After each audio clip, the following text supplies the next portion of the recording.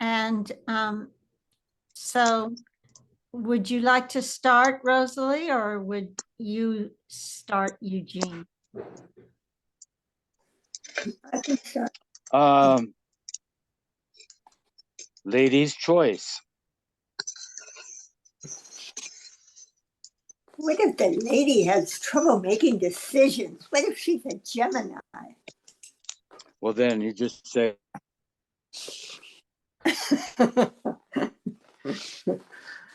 Oh, well, I'll start.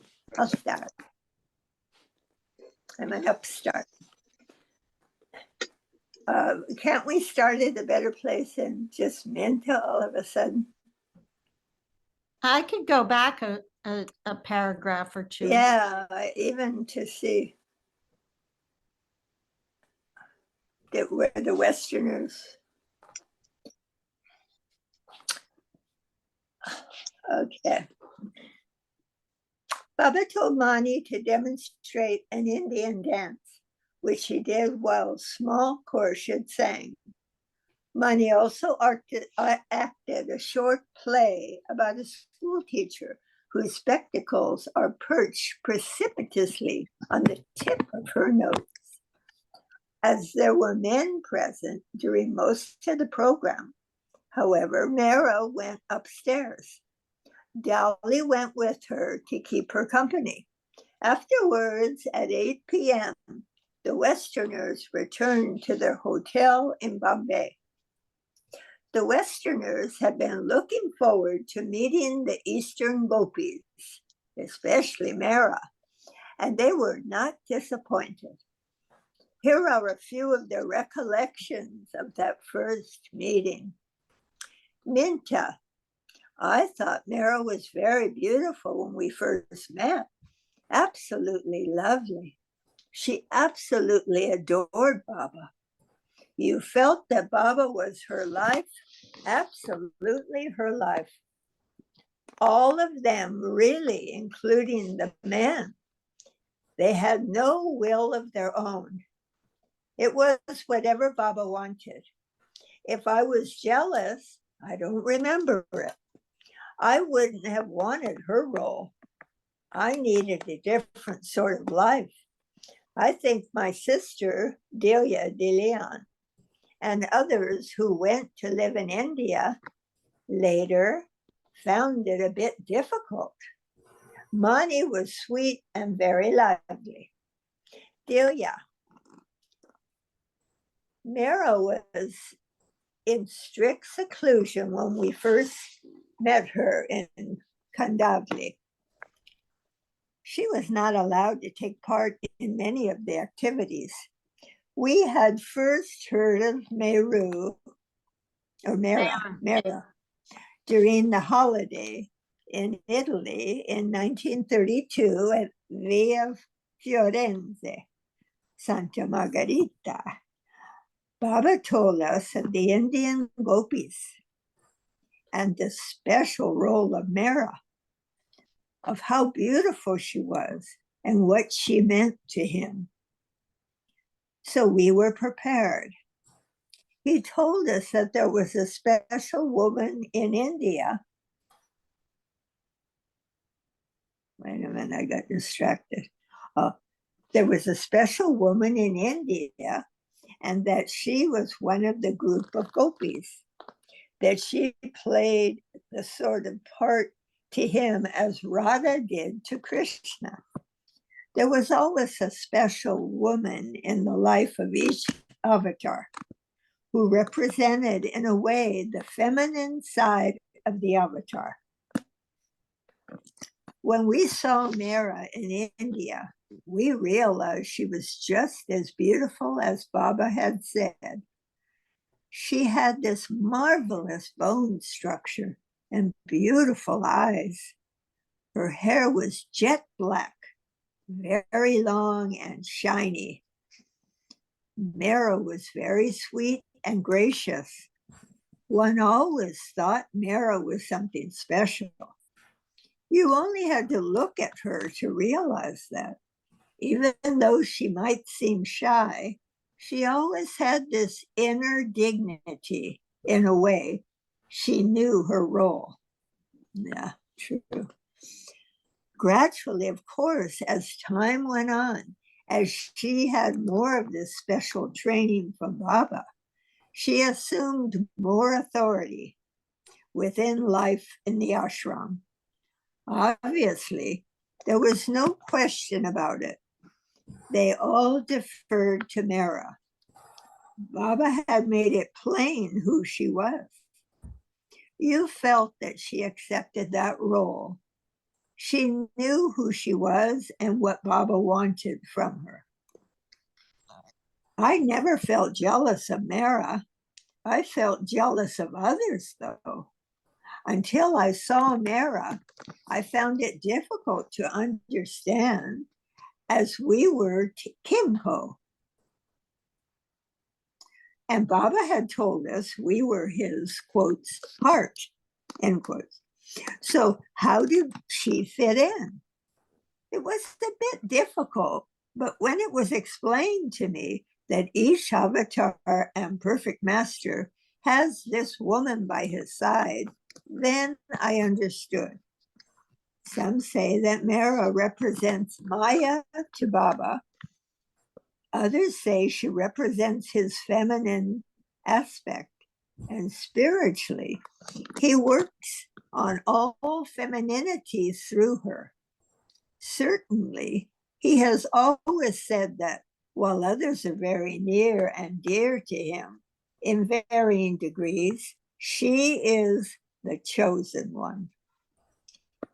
And Margaret, her comment, in Venice, August 1932, Baba said he wanted to buy a necklace for Mehera. They had lovely Indian beads and things there. I remember going with Baba and choosing one for her. This was before I had met her. We knew of her, but in a vague sort of way. The first I remember hearing about Mehera was one day when we walked out on the lovely grounds outside a summer house along the coast and sat down. Norina and the others were all rushing around, claiming incarnations. Norina claimed the Virgin Mary. Ninta said she'd like to be Radha. I was Radha, wasn't I, Baba? She asked, and so on. Baba said that Gulmai played the part of the Virgin Mary in this incarnation. He made it clear that there was someone in India who played the part of Radha also. At Kandavli, it wasn't very clear to me personally that Mehera was in some. At Kandavli, it still wasn't clear to me personally that Mehera was in some way special. It didn't quite come home to the rest either yet. Mehera was always by Baba's side, always next to him. It wasn't too much carrying on in the way of holding hands or kissing. She was there. She had a certain amount of dignity. I need more words. Oh, Well, sorry. probably Indian couples wouldn't kiss or hold hands in public, right? I don't know. I think of them as being,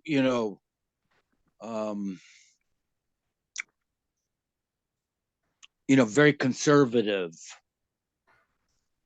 Yeah, I was there one Amartini when we watched the New York group brought The Sound of Music. And the day after we saw it, and Mehera said, because there was a little kissing scene of a teenager in the movie. Um, and Mehera said, she mentioned it, and she says, we don't show that in India. We don't show that. So, yeah. Yeah. But I've seen men holding hands in India, walking down the street holding hands. That's interesting. Socially, Mehera, this is still about Mehera, and this is Margaret talking, I think. Yeah. Socially, she was quite willing to accept us, that Mehera was willing to accept them. And she wanted to please us because of Baba. She was that Radha, and she didn't want any of us to upset that relationship. Otherwise, she was charming. There was nothing in her behavior that ever made us dislike her, such as putting on airs, or showing off that I'm Mehera, etc. Kitty Devi, her thoughts during Baba's first trip to England in 1931. He occasionally spoke of his women lovers in the East and how one day he would take us to visit them in India. He mentioned Mehera and Mani and how beautiful and loving Mehera was, how much she loved him, and how much she wept when he had to say goodbye to him. Wait a minute. Oh, I see. How much Mehera loved him and how much she wept when she had to say goodbye to him when he had to leave for his work. I recall that before Baba left for India, Delia or I asked Baba if we couldn't send some small present and whether Baba knew what Mehera and Mani would like. We sent little handbags that we handed to Baba, who gave them in Kaka's care. We did not know then of the role Mehera was being prepared to fulfill. We had heard in between Baba's two visits that the Eastern women had been told of us and were so happy that their master was loved, as they loved him, by the West. When Baba left again in 1932, we were allowed to send presents for Mehera and Mani. During this visit, Baba said, Mehera is the purest of the pure and loves me most of all. Their interest in us was all to please Baba. At the gathering in 1933 in Kandavli, all were waiting for us in the room. We hadn't seen Baba in some time. I almost fell down when I went in. The first person I remember seeing was Mehera. She had long hair down her back in a plait. She was so young. She was so beautiful, so absolutely pure looking. She had wonderful skin. She was happiness personified. She was so grateful. You felt she was the purest of the pure. Oh, she was so graceful. I said the wrong word. She was so graceful. You felt she was the purest of the pure. She was wearing a beautiful sari. She was ready to obey anything that Baba asked of her, to come forward or to retire. One day we put on saris, Mehera helping, with the others showing us how they should be draped. We were never alone with Mehera in these early years, unless Baba was there too. When we arrived, Baba would be there, and only in his presence did we embrace Mehera. We always embraced her first before we were allowed to embrace the rest of the women Mandali. It was the same when leaving them.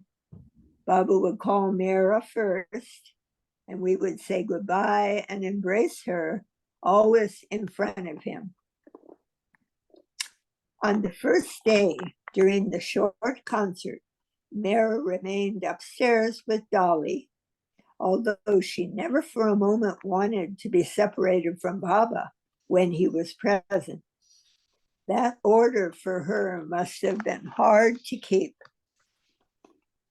The sidebar says, can you lower it a little?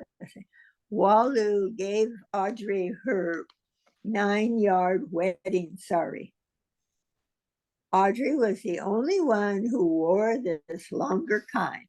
When Walu died, she was dressed in this sari for her cremation at Meherabad. Wow. Where's Audrey?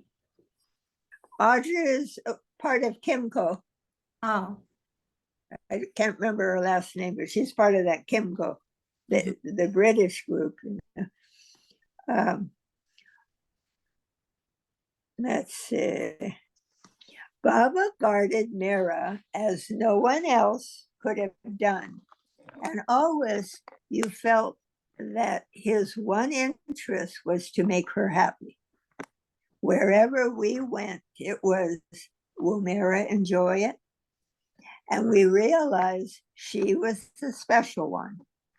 Nacha told me that Baba never told them in so many words that she was special, but they knew she was special when they had to cook and wash the bagulas. I don't know the pronunciation, bagulas. And Mehera was to attend on Baba. We realized Mehera was the special one, but in what capacity, we had no idea at that time. The rest of the women were equally alert to see that she was happy. And all attention was for all of them to please Baba in this manner. They felt that Mehera was something special, something infinitely precious to Baba and later to his work. Okay, I need more words. I'm sorry. Let me just scroll down. Here. Baba returned to Nasik with the Easterners on 9 April, and the next day went back to Bandadara. The Eastern women had spent only 2 brief days with the Westerners and would not see them again until some of them returned to India 3 years later. Baba spent 3 more days in Bandadara with the Westerners and then proceeded north, showing them the Taj Mahal in Agra and the Himalayas in Kashmir before sending them back to the west after less than a month. Baba returned to Nasik on 1st May and spent 2 weeks there before going to Meherabad and Bombay in connection with another trip to Italy. The women Mandali were again left behind, but Mehera remarked, when the Westerners first came to India, we did not feel so at home with them. They knew it. Our English was not in practice. For years, we had no reading or writing, so we didn't feel like we wanted to go to Portofino with them. Baba left in June for Portofino and returned on 4 August. Meanwhile, although Baba had relaxed the order about wearing the white cloth on their heads after the Western group left India, Baba imposed further restrictions on Mehera. Now, no matter where Mehera went, either money or small portion had to be with her at all times, even when Mehera was in the toilet. One of the women was to be nearby, within range of her voice, should she call. While he was away, Baba kept the women informed of his travels. The following letter from Baba to Adi Sr. illustrates how particular Baba was about letters from himself to the women Mandali and how these were to be delivered. Villa Alta Chiara, Portofino Mare, 11 July 1933. Dear Adi, with regard to the letter enclosed in the name of Sunamasi, this is to be delivered unopened to her with instructions exactly according as you did last time. For example, to repeat the same procedure.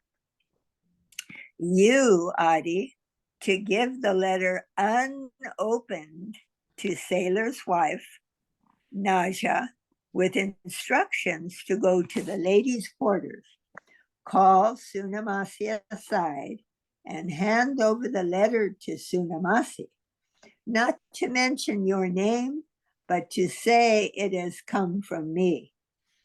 Mani alone should open and read it aloud to all, not to show it to any, and then keep it with her. Naja Mai should not wait there, but return immediately after delivering the letter. My love to the Mandali, M.S. Irani. During one of Baba's longer absences, Mehera embroidered an entire white silk robe for him.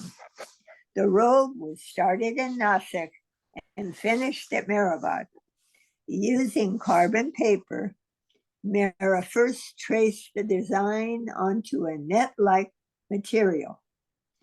The pattern net was then placed over the silk, which was stretched on a small wooden frame built with legs, like a low table. Okay, I need more words. Seated on the floor, Mehera and the two other girls stitched sequins brought by small Khorshid from Bombay over the pattern using gold thread, needle up, needle down. When that section was completely embroidered, they changed the piece and began again. Since they had no money and were not allowed to order things from the bazaar, they obtained the gold thread by unraveling one of Khorshid's saris. Being the only child of a doting father, when Khorshid was of age, her Navjot ceremony had been celebrated on a grand scale in Udwada. It was more like a wedding than a confirmation ceremony, Khorshid recalled. For the occasion, Khorshid was presented with a gold embroidered sari. When she joined Baba, she brought this ornate sari with her, and on many occasions, such as Baba's birthday, the women had spread it over Baba's gadi. Now, unraveling the gold thread from the sari, they wound the thread into balls and used it to embroider the robe for Baba. You want to lower it a little? I'll read the sidebar. Baba wore this crown and the embroidered silk robe at his 1938 birthday function. Okay. Okay. Khorshid also had an aunt in Bombay who encouraged her to decorate sari borders. Khorshid wrote to her that she was doing some, and the aunt sent bundles of shiny threads, which they used for Baba's things. In addition, The girls made 4 or 5 crowns for Baba. And Mehera said every year we wanted to make a new crown, but the last crown we made at Meherabad was our best effort. And it and the robe are now in the museum. I guess I read that, yeah. To go with the embroidered robe, they wanted to make a garland. Besides the gold sari, small Khorshid had a fine white silk sari, which they dyed a pinkish shade and tore into strips. From the silk, using green thread, they fashioned rosebuds, jasmine flowers, and stems. Every day after cooking and doing their household chores, they made a few buds for the garland, which eventually reached to Baba's knees. It was slow, painstaking work, as they had to carefully roll the material to make it look like a flower. But it was worth the effort. Baba looked very, very beautiful in it, Mehera said. It was good because a fresh flower garland might have stained the white robe, which we couldn't wash because of all the embroidery work. The women made a pair of sandals for Baba, also using ready-made soles. They attached beads and sequins with golden thread and trimmed them with pink braiding. But in those days, the sandals Baba seemed to be wearing most often were, do you want to give me more words? Were, okay.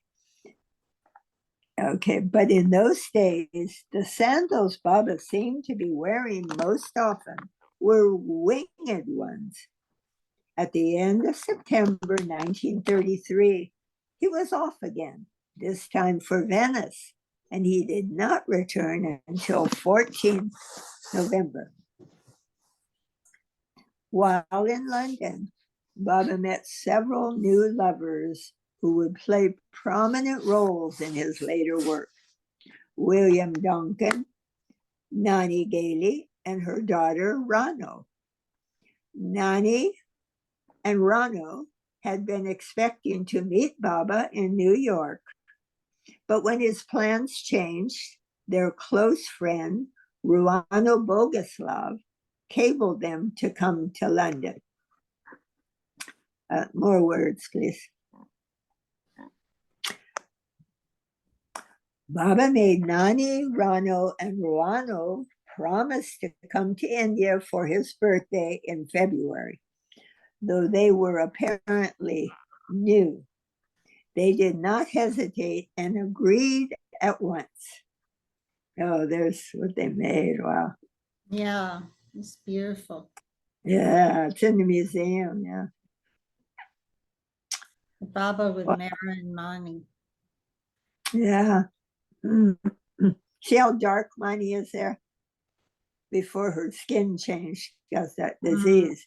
Yeah. Which I've seen that disease on other people and they look real blotchy, but Mani she looked like a doll, Yeah. flawless. Yeah. This is the costume Baba wore.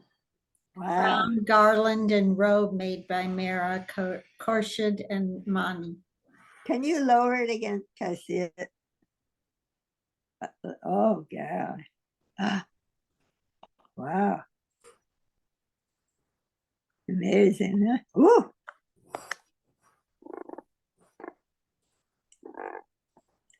Okay. I wonder if the feathers are from Moti. Oh, Deb is here. Yeah. Wonderful. Moti the peacock. Or maybe that, no, that was long before Moti, wasn't it? Long before Moti. Upper Meherabad water tank building, Baba's kitchen and arbor, east room, Tata passageway at the bottom. Uh,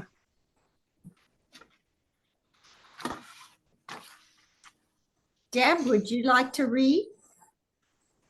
Well, I could.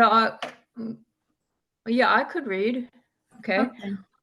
I usually read from my book, but let me give it a try. Mayor Baba was planning to shift the ashram from Nasik back to Meherabad. Before he left for Venice in September 1933, he sent Pendu to Meherabad to supervise the construction of certain buildings. Pendu had already begun work on a bathroom, tin shed, and a kitchen near the water tank at Upper Meherabad when notice came from the British authorities that the post office building would have to be demolished as it was too near the railroad tracks. Baba did not want the building pulled down and sent word that Pendu should approach the authorities to rescind the order. They refused, so rather than have outsiders do it, Pendu himself supervised the dismantling. These stones were used subsequently both for the new kitchen on the hill and the leftover amount for Baba's tomb, constructed later over the crypt room where he had been in seclusion. The Mandali remembered that Baba often claimed, "I haven't got any money, so use whatever you have, bricks, cement, and so on," and sometimes even had perfectly good buildings turned down so the materials could be used to construct new ones. Mehra felt sentimental about the post office building because not only it was where Baba had first stayed when he came to Meherabad, but she had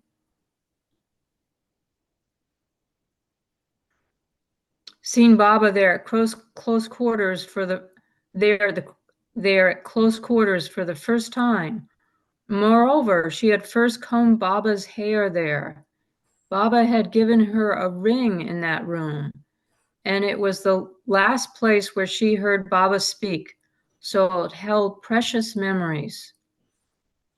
Such was the strictness of Mehra's seclusion, however, that even though she lived at Meherabad later, she was not aware that the post office building had been taken down. Naturally, she was very unhappy when she learned years later that the building was no longer there, but she was glad that the stones at least had been used for Baba's samadhi tomb. Baba must have felt hurt when the authorities made them tear it down, Mehra reflected. Baba stayed in the post office so long, ate there, sang Qawwali songs, and listened to bhajans there, had his bath there, slept there, talked there. Baba told the story of the three princes there. I've heard Baba laugh and joke there. He spoke Dari there. It broke my heart when I found out they had to pull it down. Both the men and women Mandali, about 70 in all, moved back to Meherabad on 30 November. Baba and the women traveled together in a bus, their luggage piled on top. It was then that Baba gave the order that, when traveling, Mehra should wear a pair of sunglasses with a layer of paper inside to prevent her from inadvertently glancing at any man. The women had been staying in Nasik for 5 years, and before the move there was much to be packed, their clothes, Baba's things, and all the foodstuffs. Would you like someone else to read now? Yeah, why don't you take over?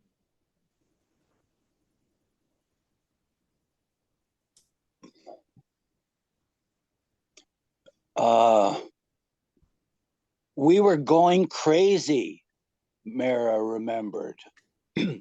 Nadja tried to help us, but she was ill. She couldn't help us unpack at Meherabad either.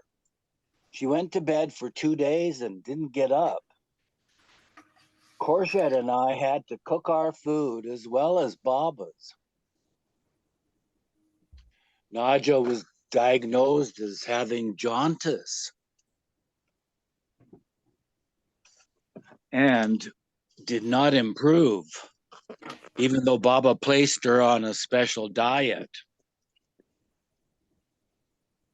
She became quite ill and was bedridden most of the time. Franny was able to help nurse her, and Gulmai also arrived. Baba came to their room and said that Naja might die. It's serious, he stated. We all became frightened, Mehera said, but within 3 months, Naja recovered. Months later, after she was all right, Baba ordered Naja not to drink tea. She asked if she could have just a teaspoonful, and Baba said, all right. Naja kept asking for more every day until she had a whole cup. Naja couldn't do without her tea, Mehera observed.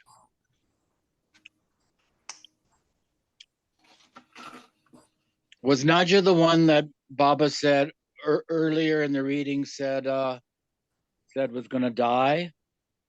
Yeah, but she recovered. When she was well, Naja made their breakfast and afternoon tea. However, while she was still recovering, Naja was permitted to get up a bit late in the morning. Once when she awoke, she tried to put her foot in her sapat, slipper, and felt something inside. She picked it up, shook it, and out fell a snake. Huh. Luckily, it had not bitten her. The men Mandali stayed in Lower Meherabad, and Baba used a small room adjoining the newly constructed kitchen on the hill to rest for the night. Later, he began sleeping again in his underground crypt. For some days, he slept on the platform outside the crypt, though the wind was fierce. The Mandali kept night watch there and sat up all night shivering. Mehera, Mani, Khorshid, and Naja stayed in the large east room of the water tank building, the same room where Baba had previously done seclusion work. They were thrilled to be living on the hill for the first time and to have Baba so nearby. During the Prem Ashram days, they never went up the hill. It was a restricted area, off limits to the women. Now they were being permitted to reside there.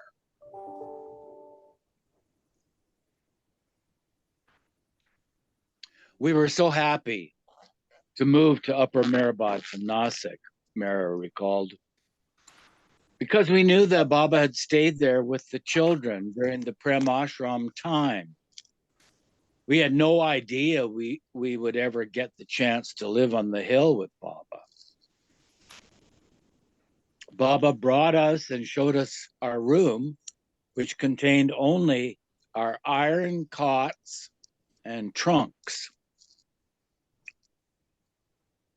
And the sidebar says the East Room had been used subsequently as a dormitory for the Prem Ashram boys, with a library in one corner.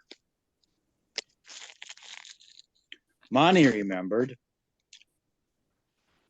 we had no furniture in the East Room, except a simple bed and our trunks. We grew quite strong lifting those trunks, putting things in them. Opening another trunk shutting the lid, putting it back on top of the first trunk. That's the kind of life we were leading. The West, or museum room of the water tank building, was used for those who were not permanent residents, like Franey. But Sunamasi and Walu also had beds there.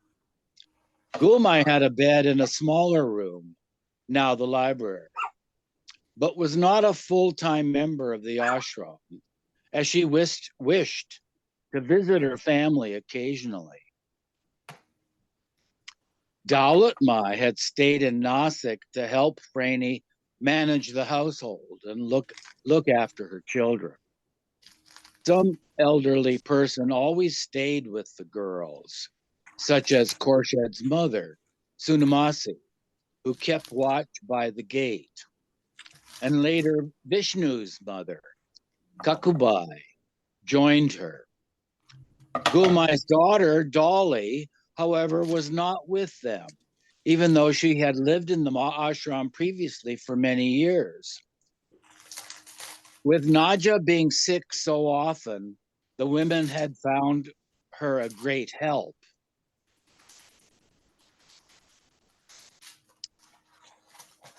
Dolly was an attractive, intelligent girl, Khorshed stated, and a very hard worker.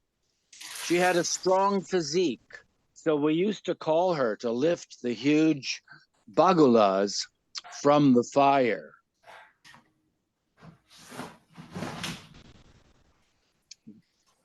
However, Dolly loved to do Baba's personal work and was stubborn about giving it up when Mehera became Baba's personal attendant.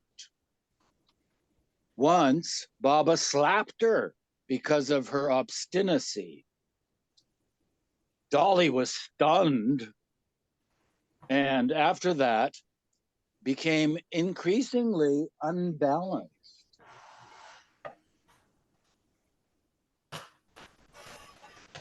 Dolly was devoted to Mehera and did many personal chores and errands for her. But according to Khorshed, Dolly talked to Mehera too much. Could you scroll, Tina, please?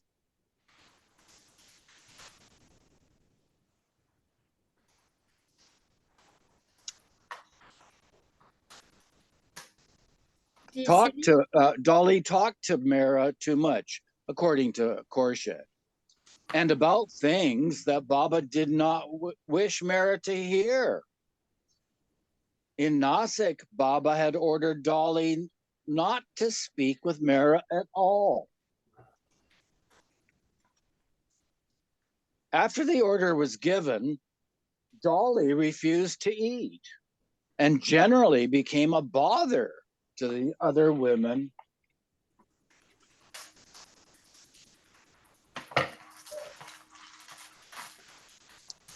To the other women in the ashram, and generally became a bother to the other women in the ashram. For this reason, Baba had sent her to live with her mother at Kushru quarters. There, she had gone into a state of deep depression. Immediately upon his return from the West, Baba had gone to visit her. To console her, Baba had allowed Dolly to visit Nasik the next day, along with Gulmai. But Dolly never regained her previous position in the ashram. Soon after they shifted to Meherabad, another member of the ashram, Mani's sister-in-law, Big Khorshed, moved to Bombay. The women liked having Big Khorshed in the ashram also, but she was not happy there. It was too isolated for her. Big Khorshed preferred a more independent life where she could go to the theater, the movies, and concerts whenever she wanted. Chanji described the new arrangements at Meherabad in an unpublished account in his diary for November through December 1933. So this is Chanji speaking now. Exclusively private apartments are provided for the ladies of the master's old mandali. The master's rules for the ladies of his mandali are very strict from the very beginning due to the special training they undergo. Their quarters are kept quite separate, away from those of the male members. And none of the male members is ever allowed to go near the female quarters. This, of course, with regard to very few of his old female disciples who had been trained by him from the very beginning and whose life is an ideal example for aspirants of spiritual truth.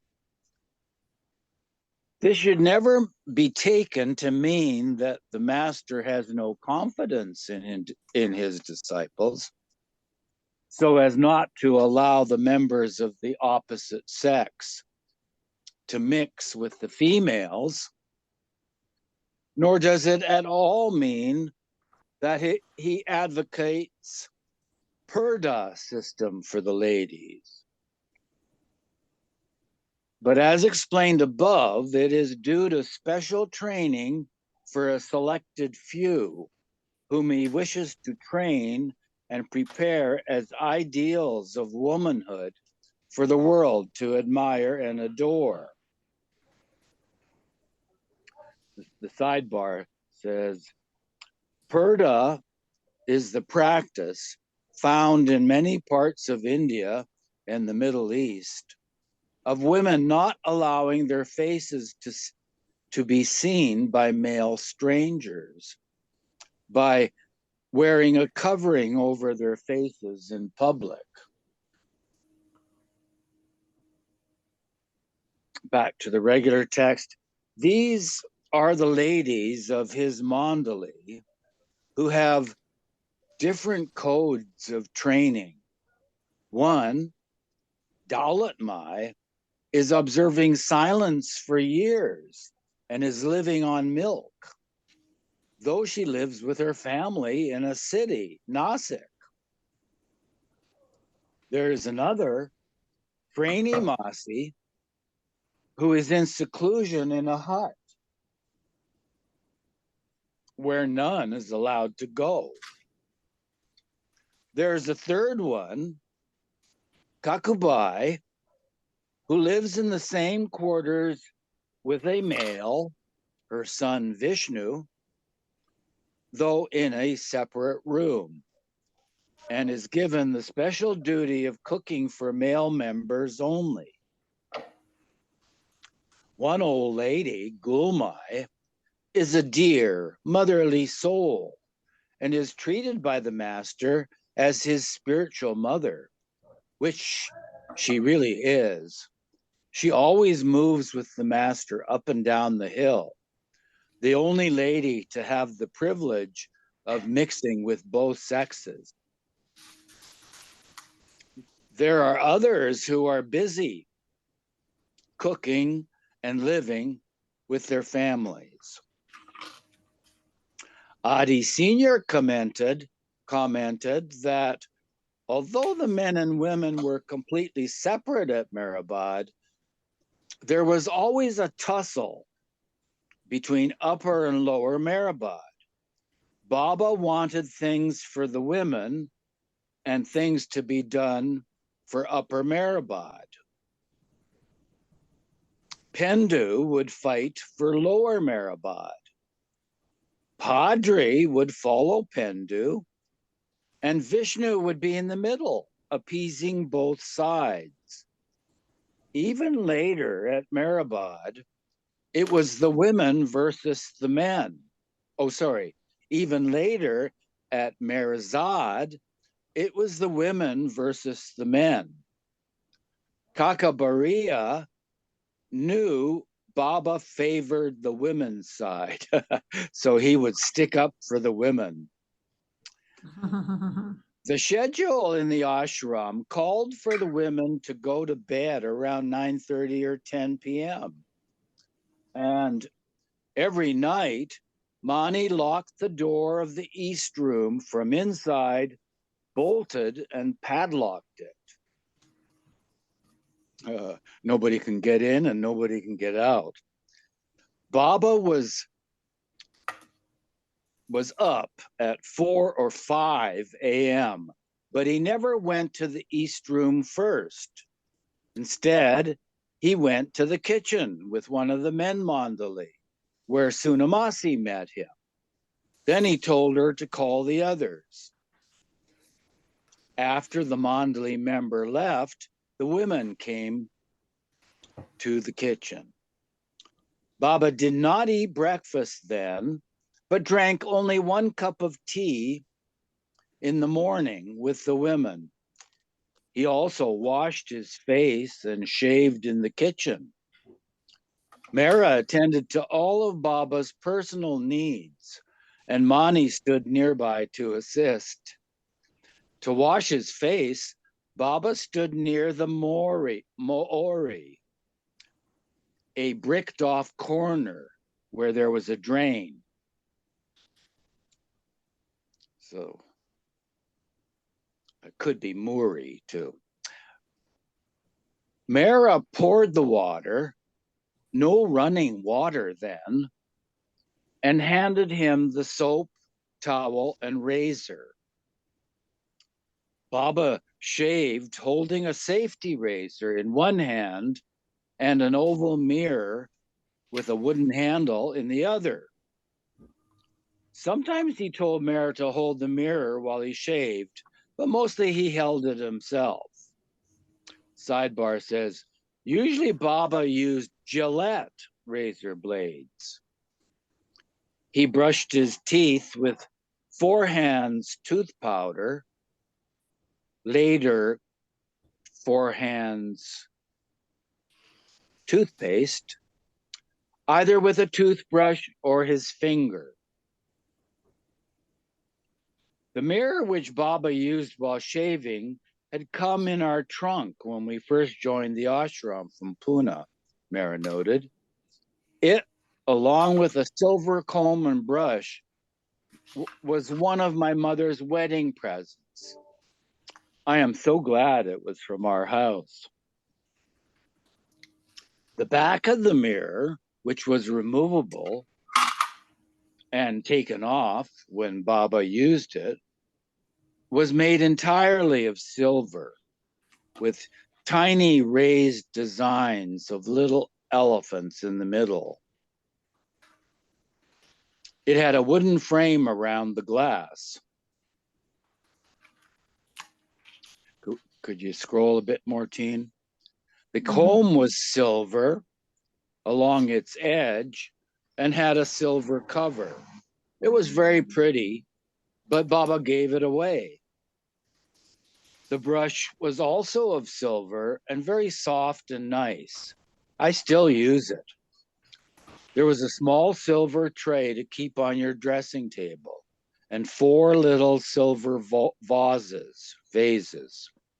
These and the mirror were all given away long before the new life. Baba never enjoyed shaving. He found it a tiresome ritual. He did not like lathering his beard with soap and water, and often complained about the whole routine. On the other hand, he liked his face clean shaven, and so, unless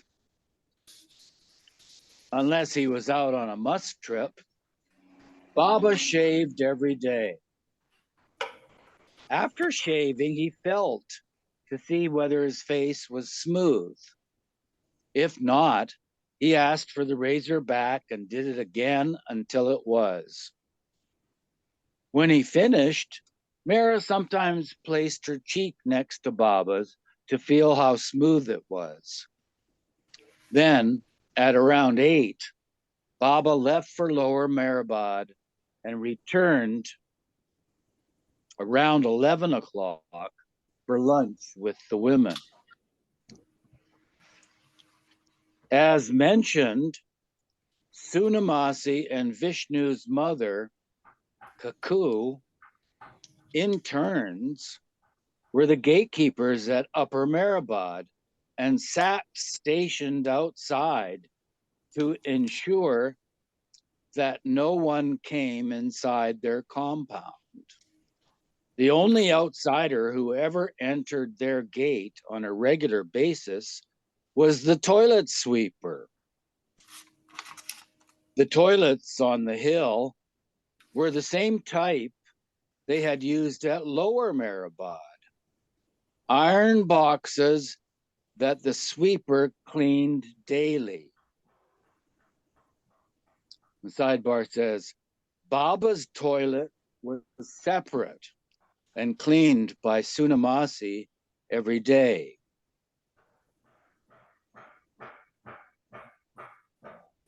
However, if, for instance, Sunamasi saw from afar Vishnu coming up the hill with the groceries, she rang a bell.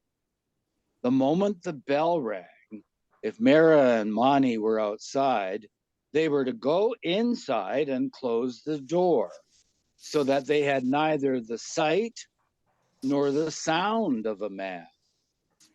The bell was rung no matter who was coming up, as long as they were male.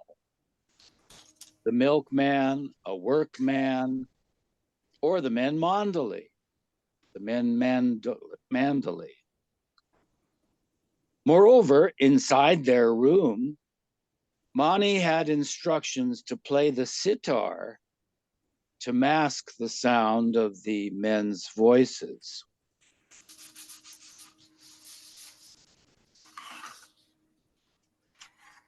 Tina, you haven't had a turn, right? No, but I'm pick. having trouble seeing. Oh, okay. I'll keep going. No outside man came into Meherabad during these cloistered years that we spent there, Mani related. But supposing a plumber was necessary, or someone for some man's work, even if they're strangers, they would talk. They're not the Mandali, who were under strict orders not to speak while on the hill. Mehera could not even listen to a man's voice. The voice shouldn't come to her ears. So I had to play the sitar in the kitchen if we were working there or in our bedroom. Poor Mani. I love the sitar. Oh, never mind. I never studied it, but I've been able to play it because I had heard my brother Baram play it. I began playing, and at first it was nice and enjoyable, a delight. But it might sometimes take 2 hours for those men to finish their work. I slowed down, but I would hear a voice and quickly try to cover it up with the music. I had to play the same tune over and over again to mask the men's voices. Outside their room, a corridor 3.5 feet wide was erected out of bamboo matting with a tin roof so that it could be used even during the monsoon season.